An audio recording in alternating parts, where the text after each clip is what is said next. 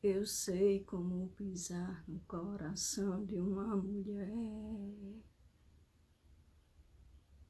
Já fui mulher, eu sei. Já fui mulher, eu sei. Eu sei como pisar no coração de uma mulher. Já fui mulher, eu sei. Já fui mulher, eu sei. Para pisar no coração de uma mulher, basta usar um coturno com pés de anjo noturno. Para pisar no coração de uma mulher, ao pé, sapato sem pele, um passo que a revele. Eu sei como pisar no coração de uma mulher. Já fui mulher, eu sei. Já fui mulher, eu sei.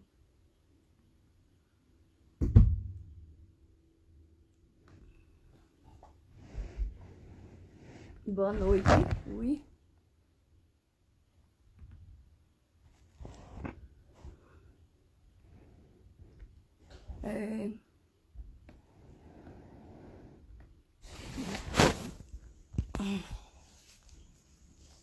Começar a live aqui.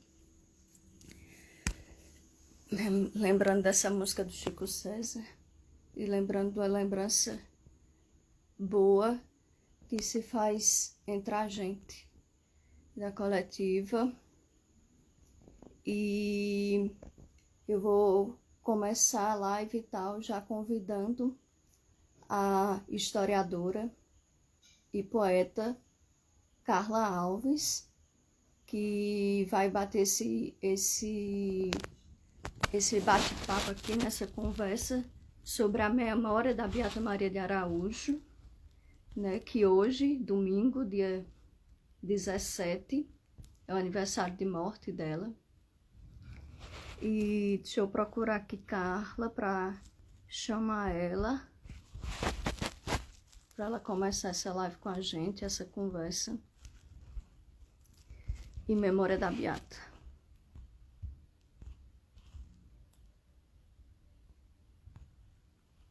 Tu consegue, Carla, fazer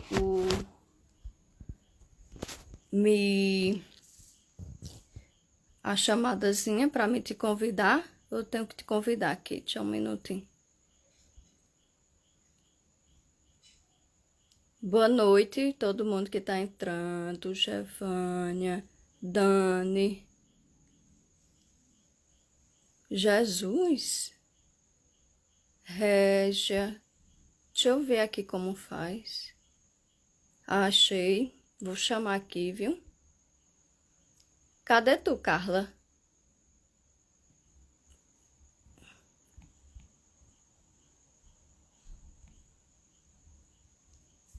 Eu não tô conseguindo achar a Carla aqui pra chamar.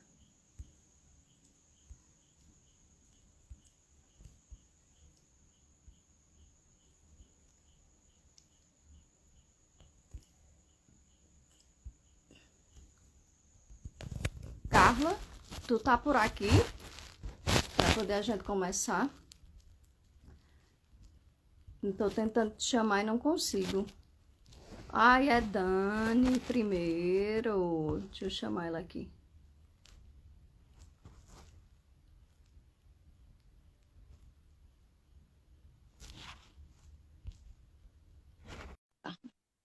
Chamei.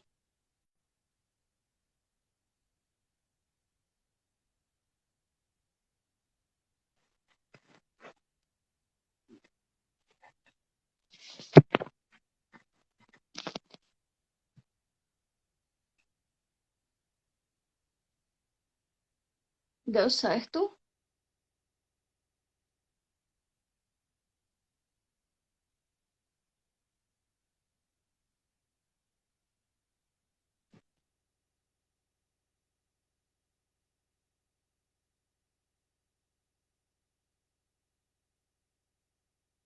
Carlinha, eu te chamei aí, olha aí se deu certo.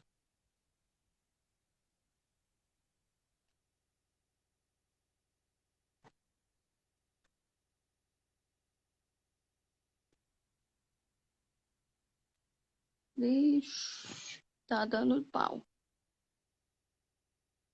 Olá, Nívia, boa noite. Ah, sim, deixa eu chamar a Dani aqui então.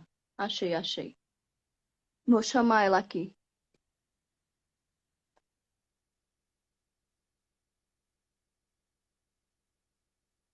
Pronto, deu certo. Tá aguardando aqui. Tá, vocês estão me ouvindo? Ah, Agora eu tô ouvindo bem. Você tá me vendo, me ouvindo? tô. Você está Boa me noite, ouvindo? gente.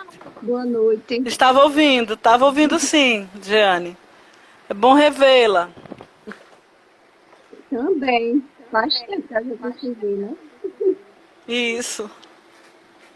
Ainda bem que a gente está fazendo essa oportunidade de falar,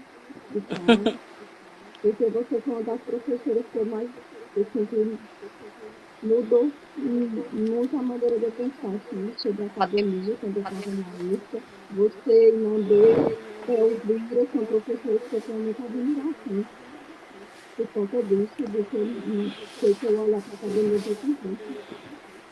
Obrigada, gente. E também aprendi muito com vocês. As turmas do Crato foram inesquecíveis, são inesquecíveis. E muita coisa que a gente construiu, né, e vai construir ainda, porque a vida é feita de encontros e depois a gente se reaproxima de outras maneiras, né? Sempre no sentido de melhorar, de crescer, de compartilhar e tudo mais. Então é um grande prazer, agradeço o convite de vocês. É um dia que marca a passagem da Beata, né? Já vou começar falando um pouquinho do meu trabalho. Acho que também fui convidado por isso, porque muito recentemente, agora em 14 de dezembro, eu concluí, né, através da apresentação da defesa, a tese, né, de doutorado intitulada Romarias e Liberdades, Juazeiro do Norte pós-abolição. E falar de Romarias e falar de liberdade no Cariri, né, passa por encontrar a história dessa mulher, enfrentar essa história. Eu acho que foi uma palavra que eu usei muito na tese. Eu lembro que pessoas da banca diziam: ah, por que você fala em enfrentar a história? Porque, em certa medida, é um enfrentamento pela questão, pelos limites que a gente tem como pesquisador, como, enfim, pelo tempo que nós vivemos, sobre os desafios do próprio fazer histórico e essa personagem, a complexidade de coisas que se produziu. E uma das primeiras coisas que a gente aprende lá nas aulas de história, né? Nem todo mundo que está assistindo nossa live é do campo da história, mas uma das primeiras coisas que a gente aprende é o quanto projetamos a nossa narrativa histórica questões do nosso tempo.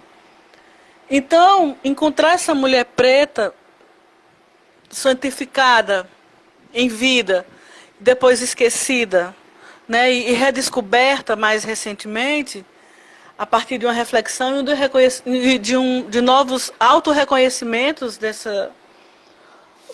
das novas gerações, é um processo que me desafiou a o que é que eu tenho para contar sobre isso, o que as pessoas já falaram sobre isso a partir de outros recortes, outros problemas, que problemas elas tentaram resolver dialogando com Maria de Araújo. E uma das primeiras motivações do meu trabalho foi quando eu estava ainda elencando documentação, organizando, vendo quem tinha escrito o que e tal. Eu me deparei com o famoso texto disponível aí na revista do Instituto Cultural do Cariri, né, na revista Itaitera, um artigo chamado Apostolado do Embuste, que depois vira livro, de um padre muito famoso, que foi um eminente educador aí no Crato, foi presidente do Instituto, foi um dos mestres na área de história do Colégio Diocesano, e este padre, Antônio Gomes, chama por 7 vezes a Beata de negra ignorante nesse livro. Só se refere a ela como negra ignorante, se refere aos fatos místicos como embuste, enganação, e que ela não teria nem capacidade cognitiva, capacidade intelectual de formular a enganação. Estou afastando aqui um pouquinho que é para poder a luz ficar melhor e não ter muito som do externo. Que aqui é trem e avião e tudo, gente. Não tenham medo. Aqui é a Parangaba e Fortaleza. E, bom, e diante dessa negação, não só negação, dessa agressividade, né, desse homem se dar o direito de chamar, de desqualificar intelectualmente e chamá-la num pequeno livro 7 vezes de negra ignorante e outras desqualificações que ele faz, me alertou para o quão racistas foram as discussões, as descrições sobre o Juazeiro e tudo mais. E esse é um dos motes do meu texto, né, que eu trabalhei bastante sobre isso, também com outros autores e tal. E eu acho que a gente, talvez hoje, pensando nesses anos decorridos da passagem da Beata e meditar sobre a figura dela com respeito, com tranquilidade, todo esse respeito e carinho que ela evoca, né, são coisas que eu considero que, primeiro, a gente aprendeu a respeitar, conhecendo a história e também convivendo com o carinho que pessoas, os romeiros, as pessoas têm por ela, pela memória dela, pelo que ela significou, pelo que ela disse em vida e deixou no coração das pessoas. Por outro lado, sou eu Posso continuar, né? É que a Bartira está falando uma coisa que eu pensei. Sim, eu tô te ouvindo. Tô te ouvindo bem, Jeane. Pronto. Pronto. Sim, eu vou ficar aqui com o microfone assim na mão que é para poder garantir. Bom. Pronto, ótimo.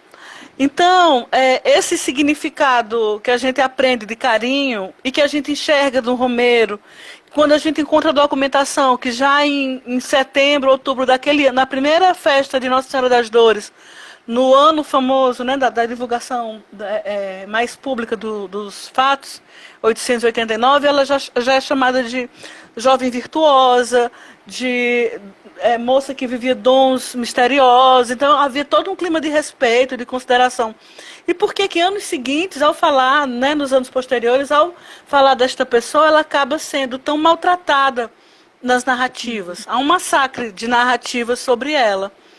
Então tentou-se construir. Esse massacre de narrativas também representa um massacre histórico, quer dizer, as pessoas, né, tentaram negar, apagar de diversas maneiras, institucionalmente, principalmente através da igreja, mas também nas impressões que tinham. Então, por muitas vezes, confundir o juazeirense, o Romero, com o fanático, por exemplo, desqualifica o potencial daquelas pessoas. É uma cidade que acolheu pessoas sem rumo, que se acolheram entre si, né? A construção da tese me levou a perceber o padre Cícero como um articulador de um agente público que tinha um papel, mas a cidade, como as coisas aconteceram, o que fez acontecer, também eram redes criadas por aquelas pessoas, para a própria sobrevivência, enfim. Então é uma história ímpar e tem muita coisa ainda para a gente pensar e refletir.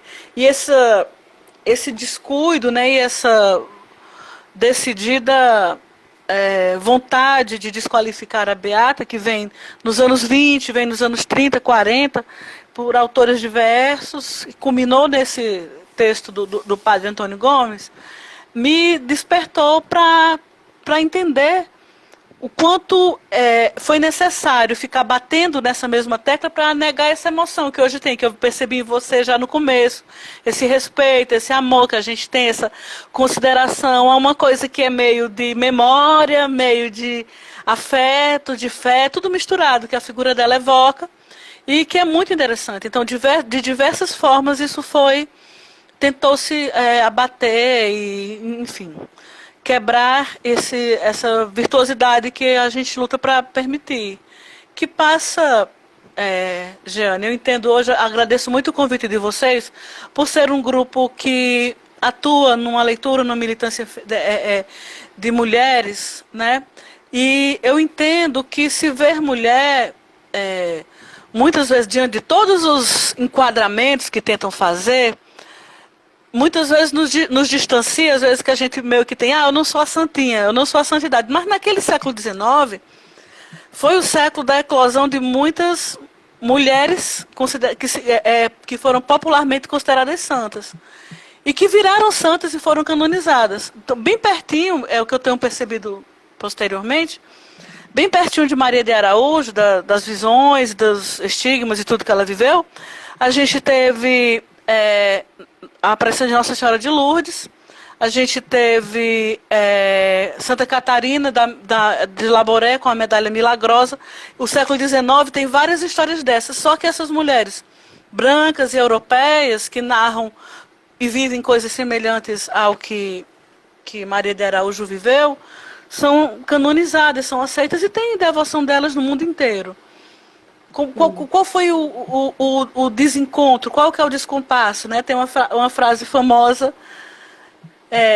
de que Deus não opera milagres fora da Europa, né? Um crítico das revisões, né? Até a professora Fatim que gosta de dizer isso, parece que Deus só atuava na Europa. Então toda essa narrativa de santidade, esse corpo feminino que tentou ser um símbolo de pureza e se isolar dos pecados do mundo dentro de todos os valores que aquelas pessoas acreditavam, esse discurso, essa valorização e essa presença nas casas da Sagrada Família, essa, vamos dizer, instrução de forma de agir que a igreja tentava colocar para as mulheres como agir no mundo, teve seus marcos. A igreja aceitou alguns marcos como significantes. Ser santo é assim. Mas, de alguma maneira, o modelo de santidade que se propôs, ou que se viveu, ou que eclodiu com Maria de Araújo é negado. Né? Então, é uma grande questão, porque as histórias são muito parecidas. Uma jovem, virtuosa, virgem, tem uma visão, tem estigmas. É muito parecido. E por que que umas histórias acabam sendo abraçadas pela igreja e vão para esse rol de exemplo de santidade e outra história é negada pela própria igreja, desconsiderada, e a própria memória da sociedade letrada também desconsidera. Veja que são dois agentes poderosos na construção dessa muralha em torno da figura dessa mulher. É a igreja negando a virtude, afirmando que pode ser uma fraude, e a intelectualidade, né? São os nossos colegas historiadores de algumas décadas atrás, dizendo que não havia evidências dessa santidade, e ali, ao contrário, haveriam inclusive evidências de um embuste, de uma falsidade e tudo mais. Então é um enfrentamento realmente necessário, e eu acho que reverbera, né, de diversas maneiras. Certo? E talvez um grande aprendizado de tudo isso, né, começou com o convívio com as romarias, muita coisa do meu projeto também, como aquele amor e aquela devoção são revividos, mas isso é um processo que a gente não compreende. Sabe, a tese ela aconteceu dentro da academia, mas a academia explica muito pouco, e que bom que explica muito pouco, talvez se explicasse mais atrapalhasse um bocado. Porque que bom que existem coisas que a gente não entende, que a gente pode se deparar com o maravilhoso. Acho que no dia que a humanidade abandonar isso, a gente está muito, sabe, está em maus lençóis. Porque o maravilhoso ou o encanto, ou enfim, o invisível, o sagrado, eles mobilizam energias e mobilizam uma parte de nós como humanidade que a gente, numa sociedade racional, né, capitalista, academicista, onde a gente segue todo um ciclo de rituais de formação para estar pronto para viver nela, acaba fazendo com que esse maravilhoso tenha um enquadramento. É só domingo à noite na missa, é só terça-feira de manhã na oração, é como se houvesse a sua meia hora para encontrar o sagrado, e não é assim, né? A gente sabe que não é assim, e isso também tolhe um pouco a gente, enfim. São muitos aprendizados, né? Da Romaria de Juazeiro, morro de saudade de Juazeiro, e eu acho que retomar essa fala, eu vi que hoje teve vários eventos, fiquei muito interessada nisso, porque, só para finalizar, ao pensar em como essa mulher foi relida, repensada na história e na academia, eu também me dei o trabalho de ver as imagens que circularam sobre ela. Não está na tese isso. Ia ser um capítulo, mas acabou sendo tanta coisa que talvez virou uma publicação depois, daqui a um tempo, enfim. Que é, bom, ela teve no cinema, teve em medalhinhas, teve em pinturas, a maioria delas com o rosto nas reproduções de pintura e no cinema com mulheres brancas. Para vocês terem ideia, o filme que mais circulou sobre o milagre, né? Quem representa a Beata é a atriz Débora Duarte. Uma mulher branca, atriz da Globo na época, tipo assim, como se chamassem uma atriz de novela de hoje, branca, para fazer a Beata. Isso no começo dos anos 80. Então, é uma coisa que a gente diz, caramba, como é que em 1983 o cara chama Débora Duarte para ser uma mulher negra? Que por ser negra, e esse negra não é um detalhe. Né? Eu quero que a gente entenda que esse negra não é um detalhe. Negra não é uma coisa que está numa lista de características dessa mulher. Era uma condição numa sociedade que marca as pessoas. As pessoas não podiam ir para a escola pública porque eram pretas. As pessoas poderiam sem estar portando documento, por serem pretos, poderiam ser presos por vadiagem, por vagabundagem. As mulheres pretas tinham o seu corpo violado porque eram vistas como mulheres fáceis. Todas essas construções contra as quais lutamos até hoje estavam em cima daquela mulher. E quando você começa a abrir a documentação e começa a ver o padre Antônio Gomes chamando de negra ignorante, você vê o padre Alencar Peixoto chamando de hibridez horrível, de monstro, figura monstruosa, de feiura, de maldade, não sei o que. Todas as desqualificações devem levar o pesquisador a pensar por que a negritude dela é tida como o espaço que justifica a falta de virtude. Esse corpo não é santo porque é preto. Isso não está dito por eles. Mas quando dizem era uma criatura feia, de feições horríveis, sem capacidade cognitiva, tudo isso vai colocando uma pessoa meio que imprópria para ser amada, adorada e ser santa, né?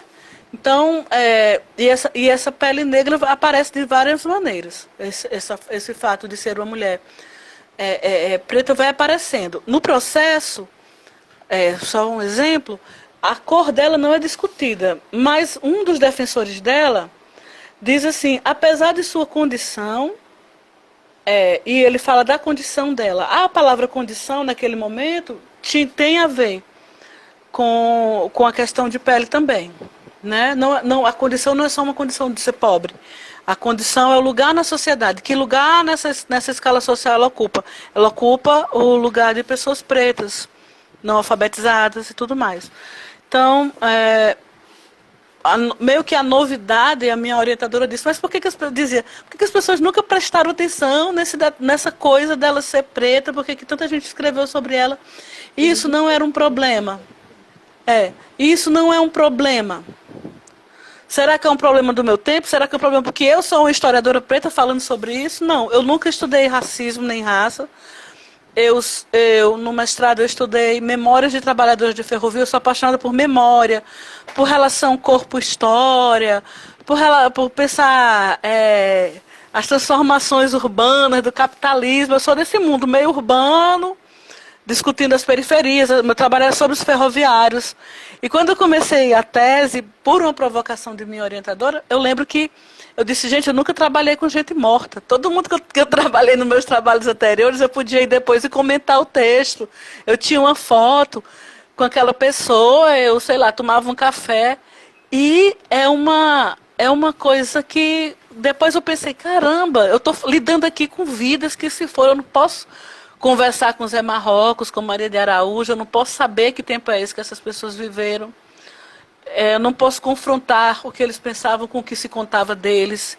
Então foi um negócio assim, dá meio pesadelo para mim, porque foi muito difícil. Eu não sou a tese foi desafiante nesse sentido também, porque eu era uma historiadora talhada para lidar com algumas questões, Então, a minha forma de ver, a minha sensibilidade, um monte de coisa, é claro que estavam presentes. Mas foi um desafio, né? Eu estudei e continuo até hoje lendo e tentando aprender sobre racismo. Porque os desdobramentos e os sentidos do pós-abolição no Brasil, eles são ondas de significação que vão colocando e que demarcam, sim, um lugar de poder. Então, a gente tem que ocupar os espaços com essa discussão, levar isso em todas as esferas que a gente puder, porque não é simples, né? Não está enquadrado, né? Vai para além do catolicismo, vai para além de tudo, certo? Então, obrigada. Já vou parando aqui para poder ouvir Carla, ouvir vocês, tá bom? Eu acho que é extremamente importante a gente tem que conhecimento, como eu disse, eu até estava fazendo para nós, mas eu acho que tem que ter mais conhecimento desse tema, né? Isso aqui, eu consigo desde que a gente se coloca no processo mas que sempre essa questão porque é um gasto porque não é só a questão de minha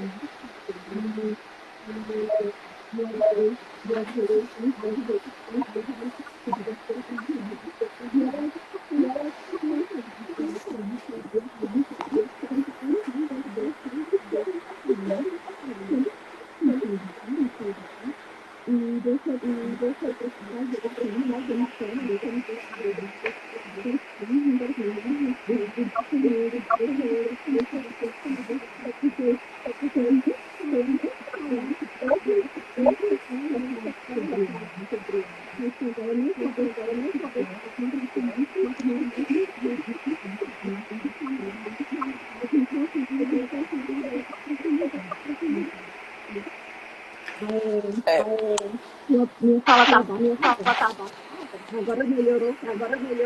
Melhorou um pouquinho, melhorou muito. Uhum. Eu tenho como eu desligar meu microfone enquanto tu fala, não? Eu não sei. Eu não sei usar esse negócio. Vou fechar aqui. Sim, pode dizer. Extremamente importante para a gente ver que já comigo pessoa, nossa pessoa, e de como é, e de como foi roubado, né?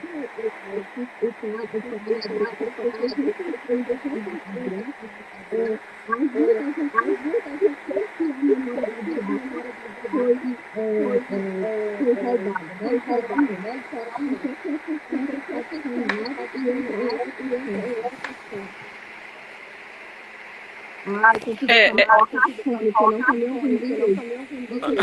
Você tá me ouvindo direito, né? Eu ouvi com um pouquinho de corte, mas eu ouvi. Enquanto você ajeita o fone, eu vou só falar essa coisa dos roubos e dos raptos da memória e do silenciamento. Sim, para as mulheres era muito difícil falar naquele tempo. É difícil a gente falar hoje em alguns espaços, mas sempre as coisas aparecem enquadradas até hoje. Então, naquele momento era muito difícil. Você só encontra a fala dela no processo movido contra ela. No processo você encontra os relatos dela, mas ela falando, uma entrevista dela, alguém que tenha tido a curiosidade de chegar até ela, entendeu? Você vê que claramente, não sei em que medida como proteção, em que medida como tentativa de isolar, não sei. Eu entendo como uma ação, tipo, o Padre Cícero era um homem letrado, que se colocava como diretor espiritual, e ele é que dá entrevistas, ele é que logo de cara começa a capitalizar, a própria imagem dele começa a capitalizar com essa questão do milagre. Então, não sei como isso começa, mas ela fica cada vez mais isolada, num recôndito, e ele mais público. Né? Eu não vejo uma dualidade entre as figuras padre e beata. Eu entendo a beata numa temporalidade, pela própria escolha dela, de uma vida isolada e santa e humilde, porque sempre ela almejou isso e sempre está nos relatos dela. eu entendo que a publicidade ou o tamanho que as coisas ganharam não combina com uma pessoa, combina mais com uma pessoa política e de público e de púlpito como padre do que ela. Agora sim, por que é que ela não foi uma das virgens abençoadas, uma das virgens cultuadas em vida, como tantas outras como Bernadette ou como Catarina de Laboré no século XIX? Entendeu? E outras mulheres místicas, dedicadas, santas em vida, de que se fala a história do catolicismo. Tá entendendo? Então, assim, e a maioria dessas mulheres viveu isolada, em silêncio, faziam voto de silêncio por anos. Esse isolamento, esse não falar, é muito comum dessa virtude mística dessas mulheres. Tá? Mas enquanto havia uma circulação, ou enquanto houve um processo também não terem tido interesse nem de anotar uma memória, ninguém falou com ela, ninguém conta.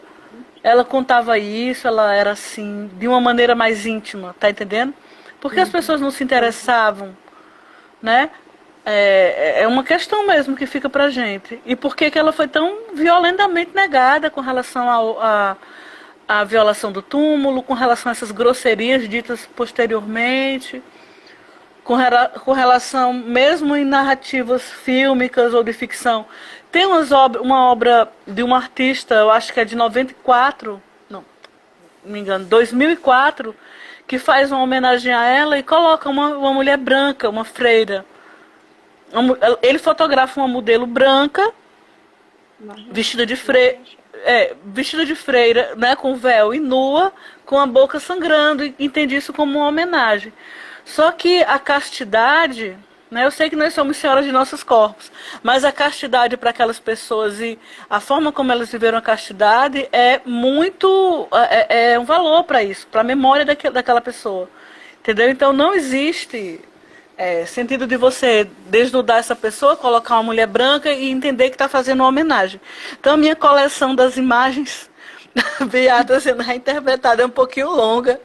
É bem desafiante pensar, por isso inclusive que nem escrevi sobre isso. Escrevi sobre esse contexto do final do 19 e começo do 20 no Juazeiro, que é uma terra incrível e continua sendo, né?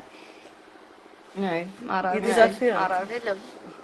Continua com eco. Meu telefone, meu telefone.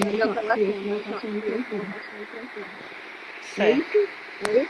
Dá pra me ouvir direitinho? Eu tô escutando meu eco, não tô conseguindo.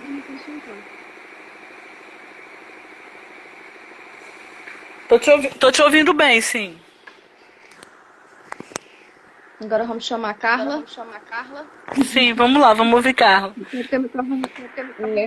Deixa eu encerrar aqui e chamar a Carla.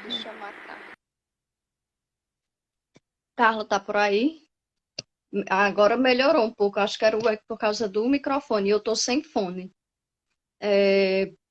A fala de Dana é extremamente pertinente, né? Desse lugar dela de historiadora, de levantar essa questão dos documentos, né? De você pensar isso, pensar como é pensar naquele tempo e de como isso, né, desencadeia o pensar de hoje, né? Enfim, deixa eu chamar a Carla. Cadê Dona Carla? Vou chamar tu, Carla. E agradecida, Dani, por topar esse encontro com a gente. Fico muito agradecida mesmo. E feliz, né, por reencontrar você, nem que seja por aqui. Deixa eu achar aqui, achei Carla. Tô chamando tu, Carla. Só juntando gente massa. Deixa eu tirar, tá me vendo? Salve, salve. Tá me escutando? Tô escutando baixinho, mas eu tô ouvindo. Tá certo. Deixa eu aumentar aqui. Vou começar recitando um poema que eu fiz há alguns anos atrás para Beata Maria de Araújo, chamado Sangrada Sentença. Peço licença.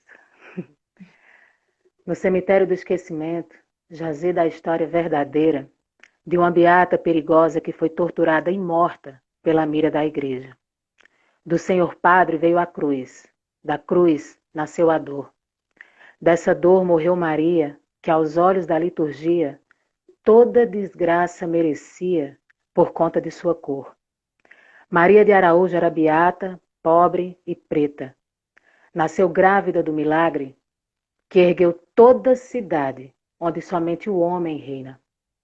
Juazeiro da morte, terra de comércio forte, em volta da estatueta, erguida em gesso pálido, pelo mesmo poderio fálico que a uma santa preta rejeita, mas que goza e se deleita no sangue tinto derramado e como fraude consagrado pela doutrina episcopal.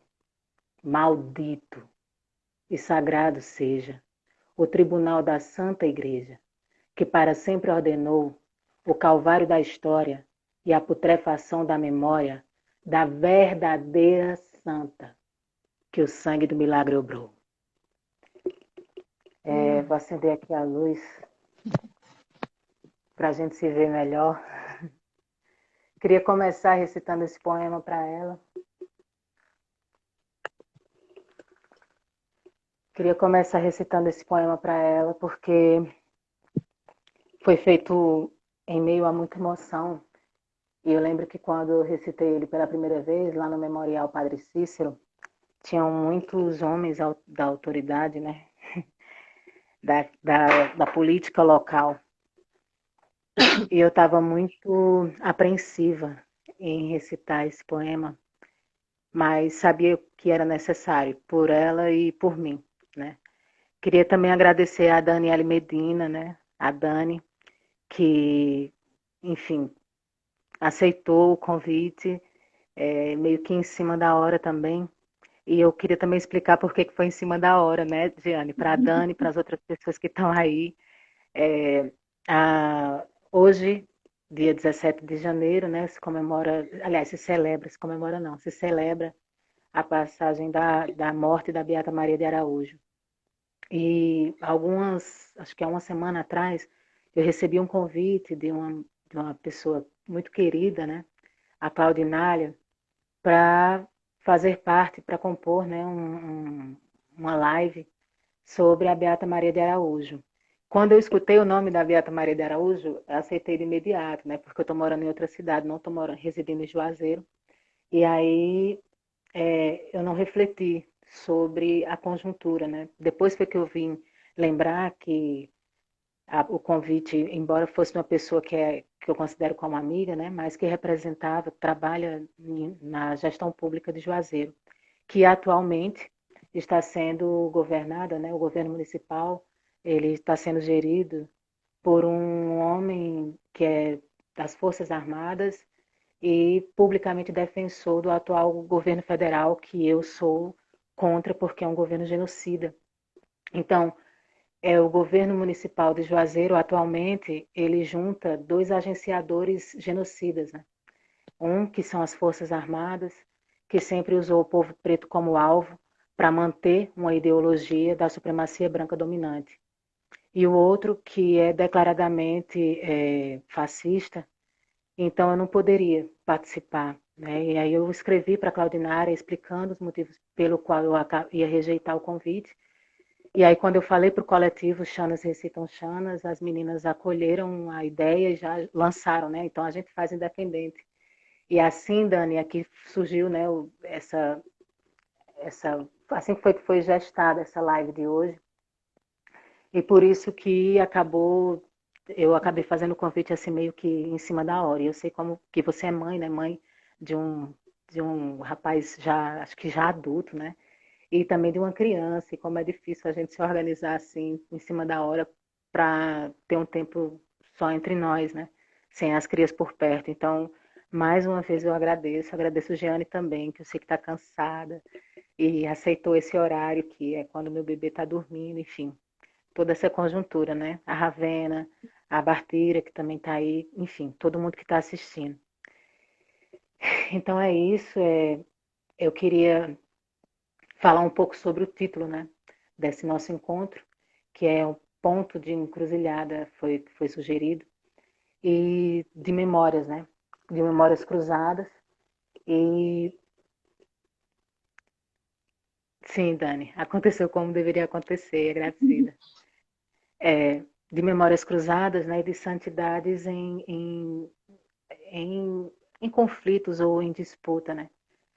Acho que a palavra certa não seria disputa, porque, como bem colocou Dani, a, a, a forma como a gente conhece a personalidade da Beata Maria de Araújo no nosso tempo, com as ideologias desse nosso tempo, né? Não dá para pensá-la enquanto uma mulher que disputava território, que disputava nem sequer o próprio corpo como território. Mas eu, como mulher preta, né, de hoje e que através de meu sangue perpassa diversos tempos das minhas ancestrais, inclusive da Beata Maria de Araújo, como ancestral que eu respeito, que eu admiro, é a partir desse olhar que eu vou falar, né, enquanto mulher preta, inserida nesse tempo, e em como essas imagens de um homem branco e de uma mulher preta entram em cruzamento, em momentos que se conflituam, em momentos que se encontram, mas em nenhum momento visto como iguais. Então, é nesse ponto, pós-morte de Beata Maria de Araújo, pós-morte daquele que foi apresentado para a história como seu tutor, que é o padre Cícero Romão Batista. Então, é a partir após esses acontecimentos que a gente fala desses cruzamentos entre, entre várias coisas, que eu vou tentar pontuar algumas delas aqui, né? O primeiro desses pontos seria pensar a própria cidade de Juazeiro do Norte como um ponto de encruzilhada, né? Ali no centro do Vale do Cariri, que na época era apenas um povoado, um distrito pertencente à cidade do Crato, e que tinha, né, no meio de todo aquele calor do sertão cearense, tinha três frondosos pés de juá. E nessa sombra dos pés de juá, os viajantes que passavam para as cidades, né, que tinham feiras e para as cidades prósperas ao redor, paravam ali naquela sombra para descansar. E é nesse povoado que nasce, em 1863, a Beata, aquela que conhecemos como Beata Maria de Araújo.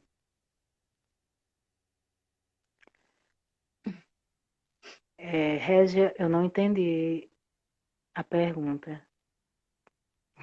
Mas eu vou continuar aqui e vou lendo os comentários, tá bom? Certo. Estou E tentando aí, fazer as perguntas. agradecida, que aí no final fica mais fácil, né? Uhum.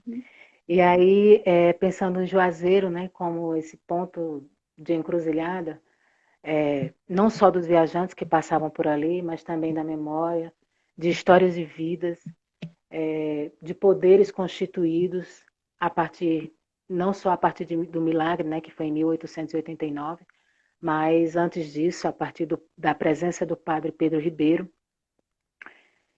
que herdou a fazenda Tabuleiro Grande, em torno do qual se constituiu o povoado de Juazeiro. Padre Pedro Ribeiro, que era padre e também senhor de engenho. E segundo os historiadores que escreveram aquela época, que são utilizados, né, como principais fontes, como o livro Milagre em Juazeiro, de Ralph de la Cava, fala, né, do padre, fala do povoado que era constituído, cuja população era constituída principalmente por descendentes de escravizados do padre Pedro Ribeiro, né? Então ele cruzava o seu sacerdócio com com a identidade, né, posta de senhor de engenho e também de escravocrata, dono de seres humanos pretos que foram tornados escravos.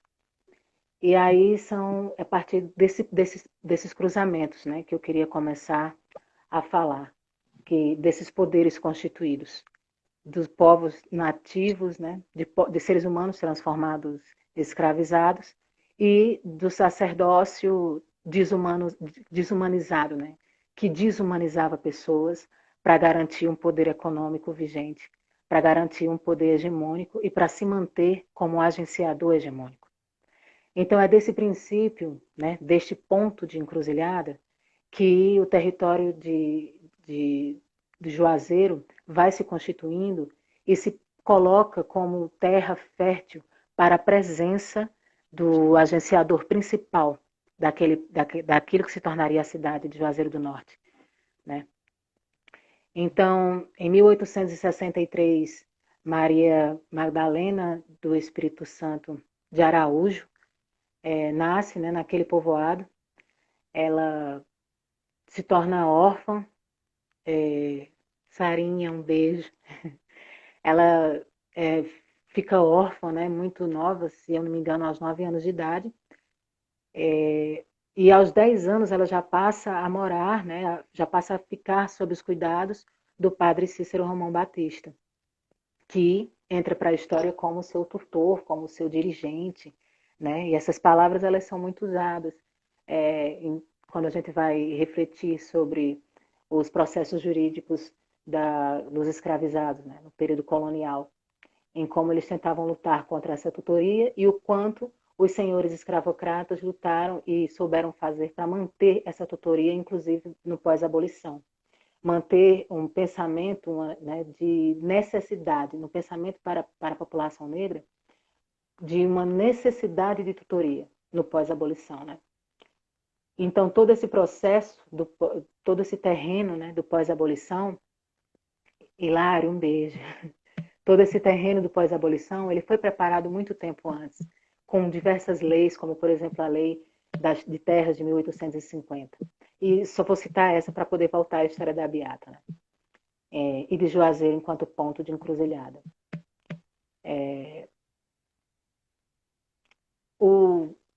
Não tem como falar, né, do milagre que foi o evento explosivo, usando um termo aqui do historiador francês, né, o Braudel, que usa esse termo, que cunha esse termo de evento explosivo.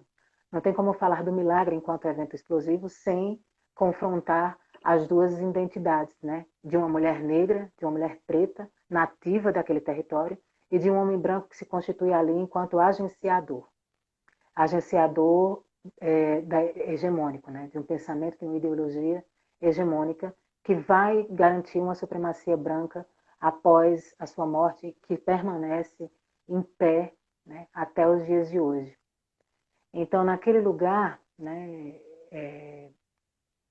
que era o povoado de Juazeiro do Norte, naquele ponto de encruzilhada, uma mulher preta, né, que se chamava, se apresentava, embora não fosse conhecida por esse nome no povoado, mais à frente eu vou falar sobre isso, Maria Madalena do Espírito Santo de Araújo, que era filha de Ana Josefa do Sacramento e de Antônio da Silva Araújo, seria protagonista de um milagre, né, que veio a santificar o homem branco e que era padre, catequizador local e mais à frente se tornou político, prefeito, enfim, se projetou politicamente não só na cidade, mas a nível estadual e a nível nacional também. E esse homem, né, que havia lhe ofertado a hóstia em comunhão e que se transformou em sangue na boca da beata Maria Madalena, conhecida como Maria de Araújo. O homem branco, missionário, que se tornou santo popular da cidade de Juazeiro do Norte, é o padre Cícero Romão Batista. Ele chegou ao povoado, que na época era... Ele chegou ao povoado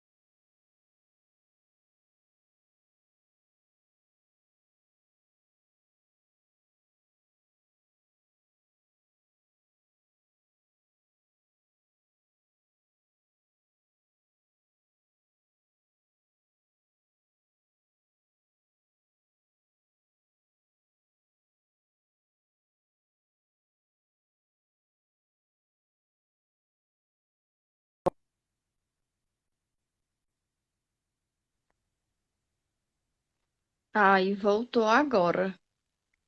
Eu Tá tô me com... vendo? Tá me ouvindo? Agora eu tô. Deu uma travada legal aqui. Aí Ah, eu não sei onde foi que eu parei de falar, assim. Onde foi que pararam de escutar, na verdade. O pessoal tá escutando? eu agora tô escutando direito. Pra mim foi. Eu nem sei mais direito, porque começou a travar aí. Tá, então é porque eu não sei se tem tempo aí, do Insta, é? Acho que não. Alguém comenta aí pra dizer se tá ouvindo, gente. Eu tô ouvindo normal. Travou, alguém falou aqui que travou, mas foi bem na hora que eu também coloquei. Tá, a Bartira tá falando aqui. Vocês estão vendo? Vocês estão ouvindo direitinho? Pode ser isso. Mídia, tá escutando? Tá ouvindo a gente? Vocês estão ouvindo? Mídia, Alguém dá um sinal aí Bartira. dizendo que tá tudo ok pra gente continuar por aqui mesmo?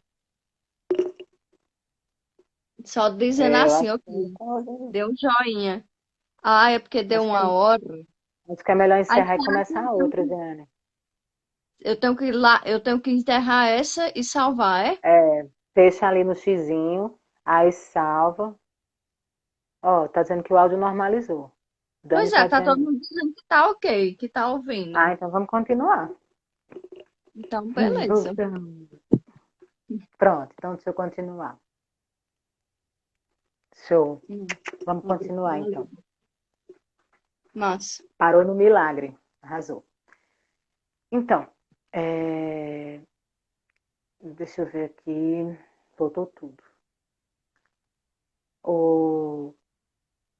É que eu acho que eu estava falando de quando o padre Cícero chega, né, em 1872, para rezar uma missa a pedido de cidadãos ilustres e poderosos lá do lugarejo que não conseguiam pôr ordem na população, para pôr ordem para melhor manipulá-los, né, para melhor utilizá-los na força escrava de trabalho. E aí o lugarejo carecia, né, de um padre catequizador, de um agente hegemônico na capela local, que era a capela que foi construída na fazenda Tabuleiro Grande, né, fazenda herdada por Padre Pedro Ribeiro, onde tinha um engenho de açúcar, de cana-de-açúcar. E aí precisava de um catequizador, né, para estabelecer a ordem no povoado, cujos moradores, e aqui eu vou fazer uma citação que está no livro Milagre em Juazeiro, do historiador estadunidense Ralph de la Cava, onde ele diz o seguinte, né, que os moradores eram dados à bebida e ao samba, que naquela época se considerava sensual e degenerado, por ser originário dos escravos. Há até mesmo uma insinuação de que várias prostitutas se tinham estabelecido em caráter permanente no povoado Encruzilhada. Esse termo é usado pelo historiador estadunidense, a que eu me referi agora há pouco. Continuando, ele diz que Padre Cícero não era contrário à punição pública dos pecadores. Proibiu as danças, fez com que os homens parassem de beber e obrigou as prostitutas a confessarem seus pecados, fazendo penitência pública e emendando suas vidas. Então, assim, o padre, e aqui já é uma citação de Lira Neto, onde ele diz que o padre acabava pessoalmente com os folguedos e sambas, pois acreditava que os batuques herdados dos negros deviam ter parte com Satanás. Até os mais ardorosos entusiastas de Cícero Romão Batista jamais esconderam que nem só de sermões vivia o padre recém-chegado, para fazer valer sua autoridade de zelador das almas, leia-se como quiser, e dos bons costumes, não hesitava em brandir o temido cajado em direção aos pecadores mais renitentes.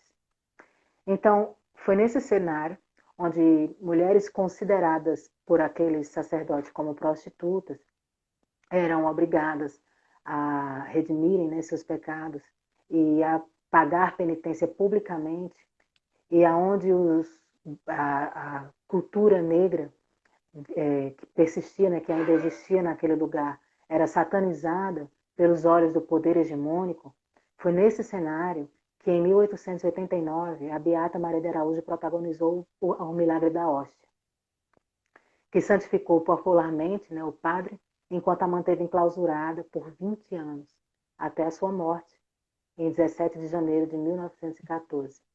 Ela foi acusada pela Inquisição da Igreja como embusteira, como feiticeira.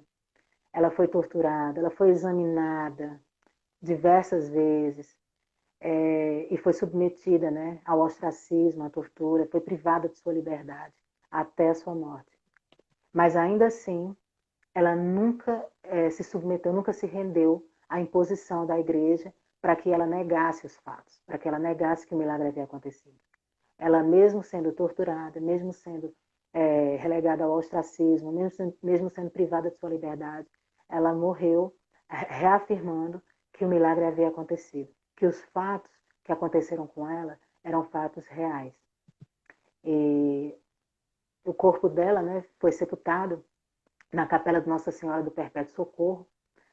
E mais tarde, em 1930, seu túmulo foi violado, seu corpo, seus restos mortais foram roubados e construíram uma parede, a parede da capela em cima de onde ficava o túmulo da Beata, que naquele tempo já era lugar de romaria, né?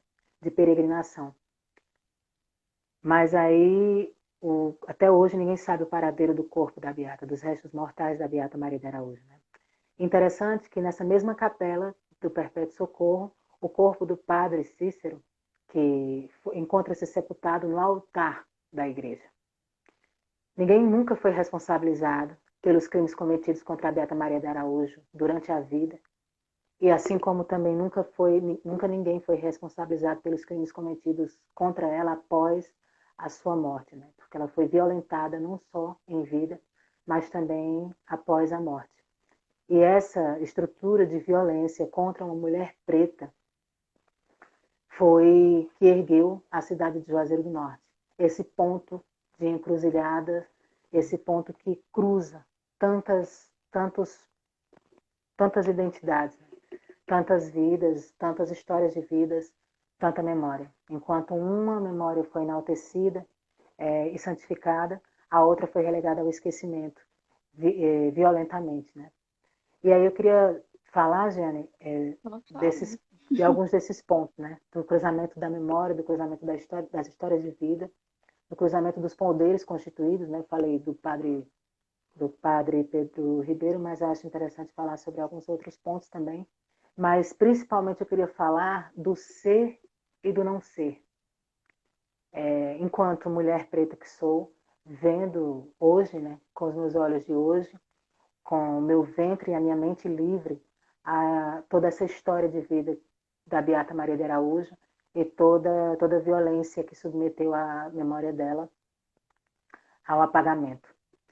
Sobre a história e memória, né? Só um instantinho. Vou já beber água também. Sobre a memória e a história de vidas, é interessante pensar cruzar, na verdade, né, a história dos nativos daquele lugarejo, como a Beata Maria de Araújo, né, cujo nascimento se deu a partir do cruzamento de outras duas identidades, né, a indígena e a preta. Né? Então, eu queria fazer para a gente pensar aqui a partir do cruzamento entre os nativos, né, e os sacerdotes, senhores de engenho, escravocratas, que tiveram sua história contada antes daquele lugar, de estarem naquele lugar, e durante a sua estadia naquele lugar e após a sua partida daquele lugar.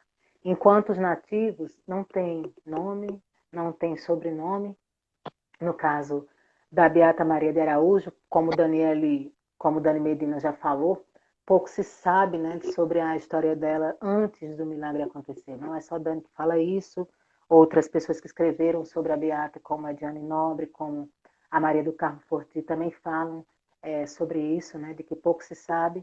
Boa noite, Nicolau. Boa noite, irmão. Pouco se sabe sobre a vida dela antes disso. E isso é muito simbólico para a gente pensar a história da população negra nas Américas, né? Do povo negro em diáspora. É como se, durante muito tempo, as escolas e as instituições de propagação do poder da ideologia dominante, né, hegemônica, sempre apresentaram a história da população negra a partir da escravidão. Como se não houvesse história, como se essas pessoas não tivessem história, não tivessem vida antes da escravidão. É como se a escravidão fosse a semente fundadora da nossa existência, da existência da minha ancestralidade, que tiveram aqui, né, nesse país, nesse chão, antes de mim. Mas quem é preto no Brasil sabe, né, e que se deu ao trabalho de olhar a sua história dentro de si mesmo, como o princípio Sankofa nos ensina, nos conduz, né, a olhar essa história, né? E aqui é um símbolo, né? Sankofa, que é um coração, um formato de coração, ou do pássaro que olha para trás. Então, qualquer preto, qualquer preta que tenha feito esse processo de introspecção, esse olhar para dentro de si, de o quanto suportar, né? Porque não é fácil, é uma viagem muito, muito, muito, pelo menos para mim, foi uma viagem difícil, porque é uma viagem onde você vai soltando os excrementos adquiridos pela ideologia dominante, pela ideologia hegemônica. Então é como se, enquanto eu fosse virando, né, um movimento lento, é um movimento sutil. Enquanto eu vou virando a minha cabeça, né, para olhar a minha ancestralidade, para olhar o meu passado, que está aqui, ó, nas minhas veias, o tempo todo, falando comigo, trazendo o passado para atuar através de mim, no presente, através das minhas palavras, como acontece agora. Enquanto eu vou virando devagar a minha cabeça, existem outros movimentos, né, que acontecem ao mesmo tempo. É como a gente pensar a Terra girando em torno do Sol, em torno da Lua, em torno de si mesmo. Então, esse processo de introspecção, de olhar para o passado através de mim, da minha própria memória, ele é um processo de várias rotações, né? Enquanto eu vou girando a minha cabeça para olhar para dentro de mim, eu vou virando a minha cabeça contra toda a ideologia que me fez pensar sobre o meu próprio ser como submisso, né? Que precisaria de uma tutoria, de uma condução fornecida por essa cultura hegemônica da supremacia branca para me conduzir. Então eu vou esquecendo isso, né? Eu vou expelindo isso do meu corpo. E é muita lágrima, é muito suor, é sangue também, porque eu sou mulher, eu menstruo, graças a Deus. E aí eu vou expelindo tudo isso. Quando a gente faz esse processo Sankofa, né, de introspecção, que a gente vai percebendo o quanto é importante voltar os nossos olhos, né, para dentro do nosso coração, se conectar novamente com ele, porque o amor próprio da pessoa, do ser, né, preto, é extremamente massacrado pela história, pela memória predominante.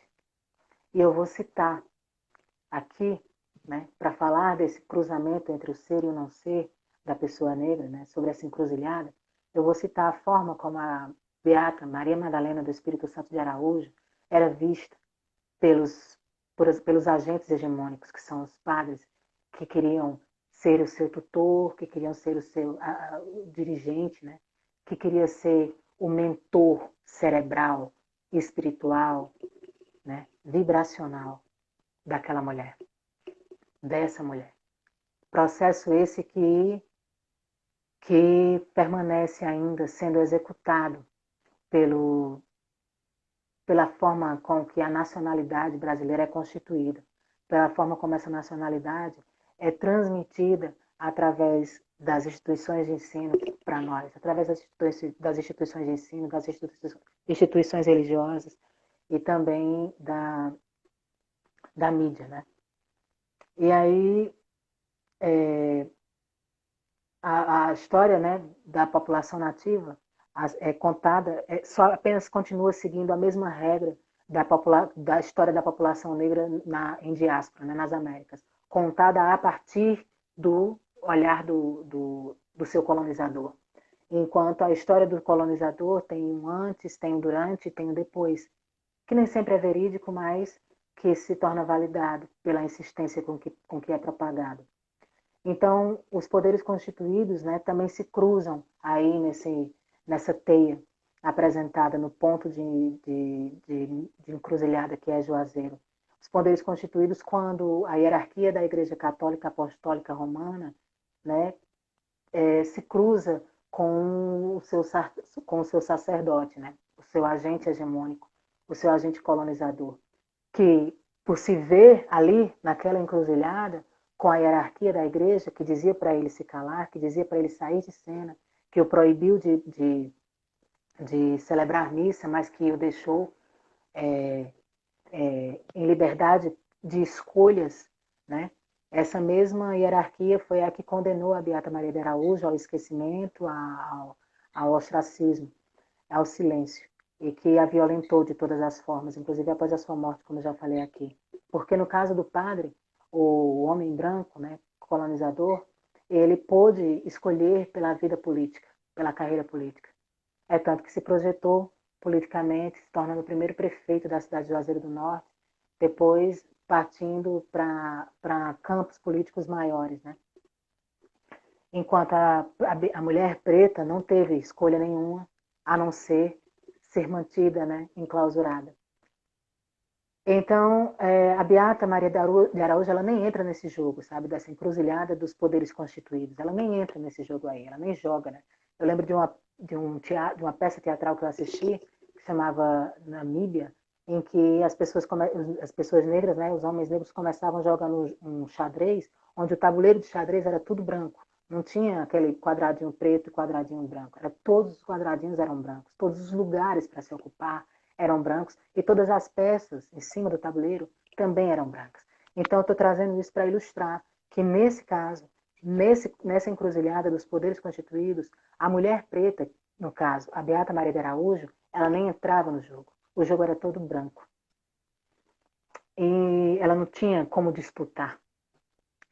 Mas aí entra a encruzilhada do ser e do não ser, né? E aqui a gente traz um termo que tá muito em voga, né? Está sendo muito utilizado atualmente, que é o epistemicídio. E aí eu me lembro do meu professor de filosofia, Luiz Manuel Lopes, lá da Universidade Federal do Cariri, da UFCA, onde ele me lembra, né? Que essa palavra epistemicídio, por si só, ela já é colonizadora, né? Porque se você for pensar o que é epistemologia, ela é o que vai estudar a base do conhecimento, né? A epistemologia ela vai legitimar aquilo que é conhecimento. Então, se os nativos só entram na história a partir do agente colonizador que vai lá acabar com a sua história, que vai para aquele povoado cumprir a missão de colonizar aquelas pessoas, de alienar aquelas pessoas, de aculturar aquelas pessoas para poder impor uma ideologia hegemônica, né? Se esses nativos só entram na história a partir daí, então não tem como pensar que tudo que eles traziam antes é conhecimento. Então, esse termo epistemologia, ele nem valida isso como conhecimento. Eu lembro que quando eu era criança, em casa, né, eu fui criada com a minha avó materna, e aí quando ela tinha dúvida sobre alguma coisa, ela dizia kuma, ao invés de perguntar como, por quê, entendeu? Ela dizia kuma. Quando eu fui para que era uma forma errada de se falar. Então, tudo o que esses nativos, assim como eu, né, aprenderam foi que o seu ser era errado. Se o padre chega lá dizendo que os batucos e que qualquer vestígio daquilo que eles traziam em sua memória, daquilo que eles traziam em sua lembrança, se ele sataniza tudo aquilo e apresenta como uma cultura errada que deve ser suprimida, que deve ser apagada, então ali começa não o epistemicídio, né, que é esse termo novo que eu critico, mas aquilo que Abdias Nascimento chama de Genocídio do Negro no Brasil, que é inclusive título de uma de suas principais obras, né? Genocídio do Negro no Brasil. Então não precisa de termo novo, saca? A nossa galera já falou tudo. A gente só tenta revivificar, mas sem querer dizer que, sem pretensão e sem arrogância de dizer que está inventando a roda, né? Então, isso para mim é honrar meus ancestrais. Abdias do Nascimento é um deles, e honrando ele que eu falo, que aquilo que foi cometido contra a Beata Maria de Araújo, contra os nativos daquele povoado chamado Juazeiro, que se formou em torno de um, de um, de uma instituição escravocrata que era o engenho de cana-de-açúcar, dirigido por um padre, por um sacerdote de uma instituição religiosa colonizadora, era nada mais, nada menos que o exercício aberto do genocídio do negro no Brasil. É em torno disso que o ser e o não ser de uma mulher preta vai se tocando, né, no centro e voltando para as periferias de si, como um movimento contínuo, onde você não sabe o que é permitido ser em você e o que é que você vai ter que anular. Então é isso que move, talvez, uma mulher como a Beata Maria de Araújo ser considerada, pelo nosso olhar de hoje, como uma mulher recatada, que gostava do silêncio, que gostava da reclusão. Existem muitas coisas ao redor disso, né, que levou ela ao que hoje é interpretado como aceitação do não ser. Mas que a forma como ela resistiu, reafirmando até a sua morte, que os fatos que aconteceram com ela, os fenômenos que aconteceram com ela, eram reais, já é um motivo para discordar desse pensamento de aceitação do não ser. Então, essa alienação, né, falar isso, aceitar esse discurso de que a Beata, a sua personalidade era mesmo de uma mulher que queria ficar reclusa, que queria ficar escondida, né, silenciada, que aceitava esse lugar, é aceitar a alienação, né, promovida desde o princípio do processo colonial, é aceitar toda essa alienação como um fato comum, como um fato natural.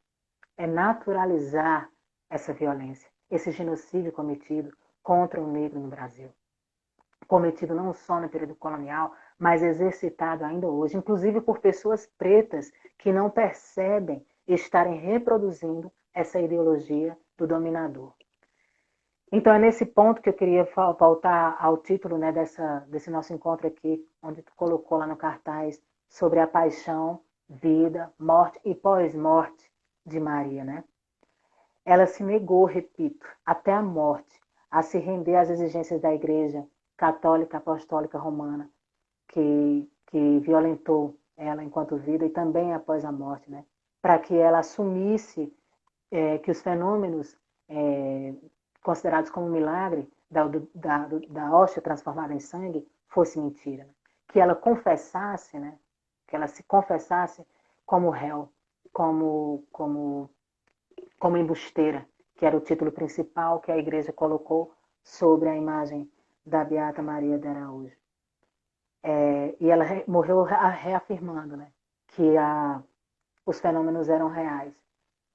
E eu digo essa palavra fenômeno, né, porque segundo Lira Neto, em seu livro Padre Cícero, Poder, Fé, Guerra no Sertão, ele conta que na capelinha da Casa de Caridade do Crato, por volta das 6h30 da manhã, daquele 24 de setembro de 1891, Padre Clicério benzeu as hóstias e pôs uma delas entre os lábios grossos e entreabertos da Beata.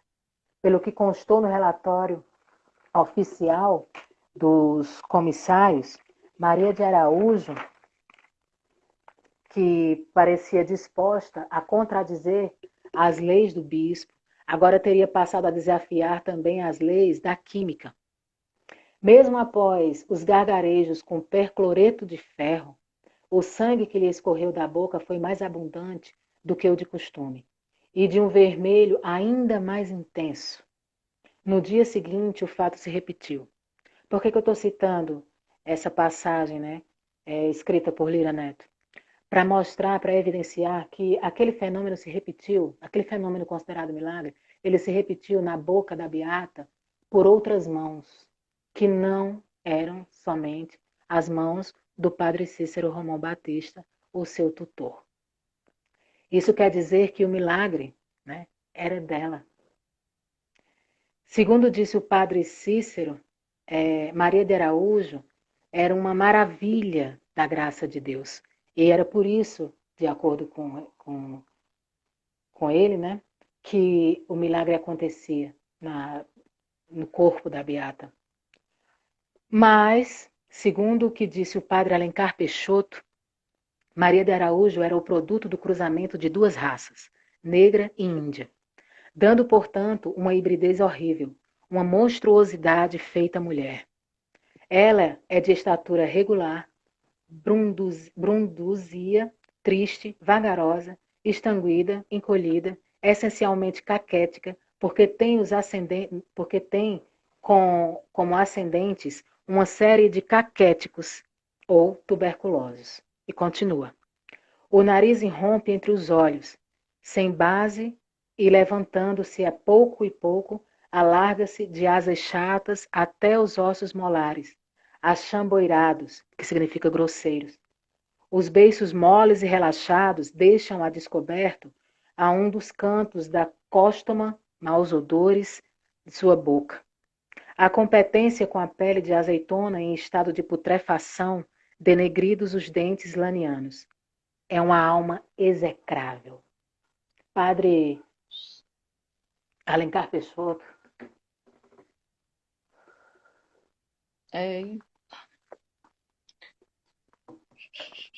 Ó, até beber água também depois. Publica isso em 1913. Se referindo aos traços, né, por ele considerados negroides, as características, né, estereótipo daquela mulher negra, como execráveis. Né? Eu não tenho como continuar lendo essa carta, nesse momento não. Mas esse é o ser constituído pelo olhar do colonizador. Esse é o ser daquela mulher preta sendo apresentado pelo olhar de um padre, de um sacerdote, de um agente hegemônico a serviço da colonização, que é o padre Alencar Peixoto. E embora o padre Cícero tenha dito que os fenômenos ocorriam no corpo da beata porque ela era uma maravilha da graça de Deus, já nos momentos, né, que antecederam a morte da beata Maria de Araújo, há registrado que ele fala para a beata Maria de Araújo, né, que você não pode partir porque você é a minha espada forte. E aí eu queria pensar sobre os significados desse termo, né, dessa afirmação dita por um homem branco para uma mulher preta. Você não pode morrer porque você é a minha espada forte. Diante de todos esses cruzamentos que a gente refletiu juntas, né, até aqui. Quando eu penso nisso, né, nesses significados para esse termo, para essa afirmação, você, dita para uma mulher preta, você não pode morrer porque você é a minha espada forte.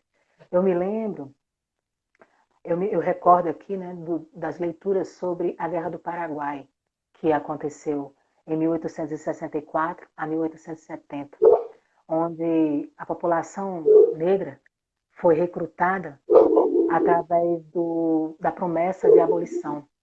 E essa população negra serviu na linha de frente da Guerra do Paraguai, na linha de frente de combate.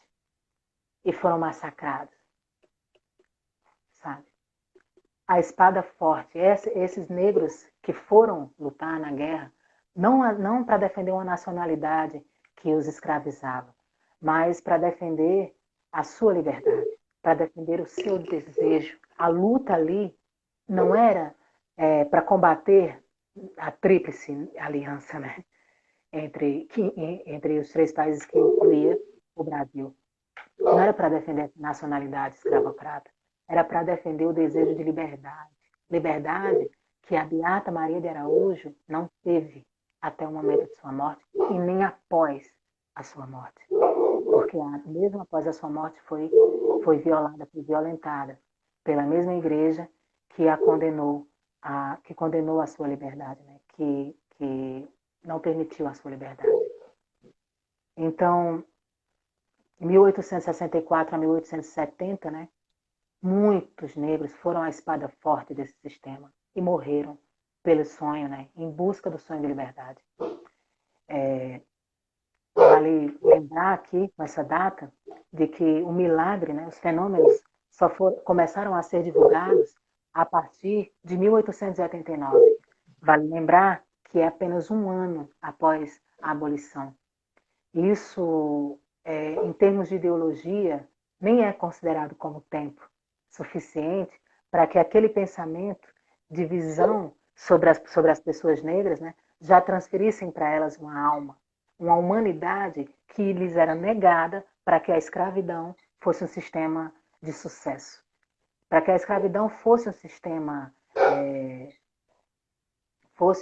vitorioso, né, fosse um crime perfeito, a Igreja Católica Apostólica Romana fazia, né, através da alienação, fazia a população geral acreditar que o povo negro não tinha alma, que o povo negro não era humano.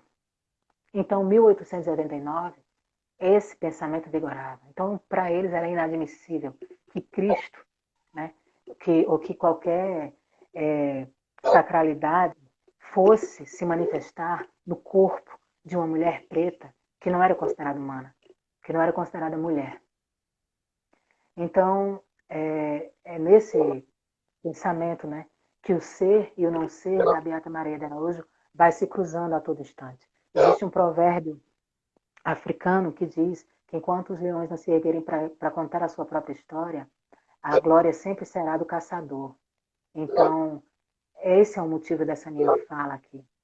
Eu sou não um leão, mas uma pantera preta que se ergue para falar que a Beata Maria de Araújo sabia quem ela era.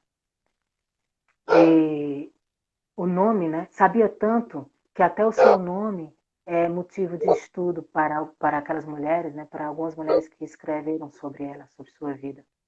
O nome Maria Madalena do Espírito Santo de Araújo, ele só vem aparecer pela primeira vez no depoimento do inquérito da Inquisição da Igreja que investigou o fenômeno do milagre. Antes do milagre, ela, a Beata Maria de Araújo, ela era popularmente conhecida no povoado de Juazeiro como Maria Preta. Segundo Maria do Carmo Forti, o padre Cícero, que vivia sobre os cuidados, que estava, né, sobre os cuidados, sobre a tutoria da Beata, desde que ela tinha 10 anos de idade, já que ela era órfã, né, ele não usava o novo nome, quando se referia à Beata Maria de Araújo. Nos depoimentos em cartas, Padre Cícero chamava ela apenas de preta. Então, o quesito raça generalizava a todos numa mesma categoria. Generalizava a todos os nativos daquele povoado numa mesma categoria. Eram pessoas que ainda não eram consideradas como ser, a quem ainda não se era permitido ser. Era apenas preta. Isso era o suficiente para caracterizar a existência, né?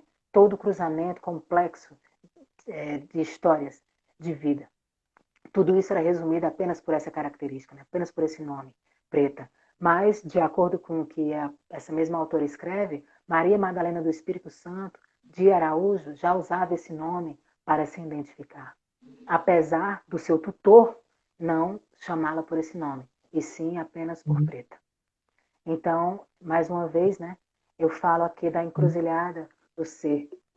E aí eu trago um outro autor preto, né, chamado Guerreiro Ramos, que ele diz: há o tema do negro e há a vida do negro. Como tema, o negro tem sido entre nós objeto de escalpelação, perpetrada por literatos e pelos chamados antropólogos e sociólogos, como vida ou realidade efetiva, segundo lhe tem permitido as condições particulares da sociedade brasileira. Mas uma coisa é o negro tema, outra é o negro vida. O negro tema é uma coisa examinada, olhada, vista, ora como ser mumificado, ora como ser curioso, ou de qualquer modo como um risco, um traço da realidade nacional que chama a atenção. O negro-vida é, entretanto, algo que não se deixa imobilizar. É despistador, é profético, multiforme, do qual, na verdade, não se pode dar versão definitiva, pois é hoje o que não era ontem, e será amanhã o que não é hoje. Muitos outros cruzamentos poderiam ser discutidos aqui, mas pelo adiantar da hora e pelo cansaço dos seus olhos, eu vou me encaminhar para os finalmente, tá? Mas para que as pessoas que ainda estão assistindo, ou que venham a assistir depois, possam pensar sobre o cruzamento entre ser mulher e ser preta, né? Num tempo em que para uma preta não era considerada ainda o privilégio de ser vista como mulher. Então, pensar como essas identidades se cruzam num povoado que foi erguido em cima da violência contra essa mulher preta, né? Esse cruzamento entre ser mulher e ser preta foi o alicerce subterrâneo a partir do qual se ergueu uma cidade, uma metrópole, como Juazeiro do Norte, cuja estátua foi erguida, como eu disse no poema inicial, em gesso pálido, pelo mesmo poderio fálico que a uma santa preta rejeita. Então, esse cruzamento foi a pedra, né, fundamental. Foi o fundamento necessário que sustentou e sustenta até hoje a fundação dessa cidade, que nasce da violência, contra essa mulher preta, que resistiu contra toda forma de opressão e continuou reafirmando que o seu ser, que a sua história de vida era verdade, segundo o que lhe foi permitido, as condições da sociedade brasileira, que a relegou ao silêncio, né? Como diz Guerreiro Ramos. E para encerrar, eu gostaria de dizer uma frase que é um princípio de um ser, né? De uma divindade da comunicação, que diz assim: Exu matou ontem o pássaro com a pedra que atirou hoje. Então, que as minhas palavras sejam essa pedra atirada hoje, bem no meio da testa daqueles pássaros que sobrevoaram ontem, em cima da morte, em cima da putrefação da memória da verdadeira santa de Juazeiro, que é a Beata Maria de Araújo. Salve e agradecida. Ai, tá, Carla. Vamos encerrar aqui. Por isso que eu fiquei bem caladinha, só escutando. E agradeço muito, agradeço a Daniele Medina, a historiadora Daniele Medina, agradeço a tu, Carla, agradeço as pessoas que estão junto aqui, outras pesquisadoras, estou vendo Priscila aqui, outras historiadoras também que se juntaram aqui. E não só isso, assim, também pensar o quanto a gente fala desse lugar da ciência, né? Porque nós estamos aqui falando como historiadoras, além de estar falando do nosso lugar, né, de mulher e tal, e você do lugar de mulher preta, e de como a ciência sustenta e justificou questões racistas, né? Enfim. E aprendi muito, assim, sabe? Aprendo sempre muito mais quando estou escutando. Fazia tempo que eu não escutava Dani Medina, que foi minha professora, e que tem outros lugares de saberes e de ensinamentos, sabe? Assim, agradeço muito a presença de todo mundo, de Edna, que eu vi aqui, de Tainá, de outras pessoas que eu não sei quem são, mas que estão aqui na live desde o início, se colocando e se fazendo presente no debate. E é isso. Para mim não aparecem mais os comentários, então eu não sei se alguém fez alguma pergunta. Eu também me perdi aqui, mas assim, eu vi muitas colocações que foram feitas, assim, a pergunta que Regia fez, na verdade, é porque ela não tinha entendido um comentário de Nívia. Aí depois esclareceram aqui que, na verdade, era de quem era o texto, a fala que tu fez, né, do padre, que tu falou sobre de como ele disse que ele nem terminou, né? Que é A o carta do padre Alencar Peixoto? do Padre Allan Peixoto. Aí a dúvida era de É? quem era. A carta aí era essa. Ah, É do sim. Padre Allan Peixoto. Alencar Peixoto, isso. E é isso. Então, Vou enquanto encerrar e tu vou me lembrar desliga, de salvar hoje, viu? por favor, né? Enquanto você desliga, como eu não vi a sua performance inicial, mas eu sei do que ela se tratava, né? Eu queria terminar cantando ela. Vamos? Junto?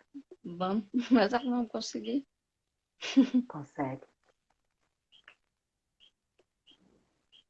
Eu vou apagar aqui também. Eu sei, por favor.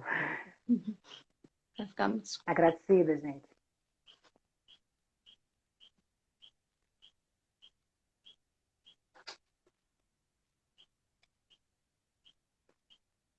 Salve a Beata Maria de Araújo. Salve. Eu Eu sei sei como pisar no como coração de uma mulher. já Já fui fui mulher, eu sei. você. Já fui mulher, eu sei.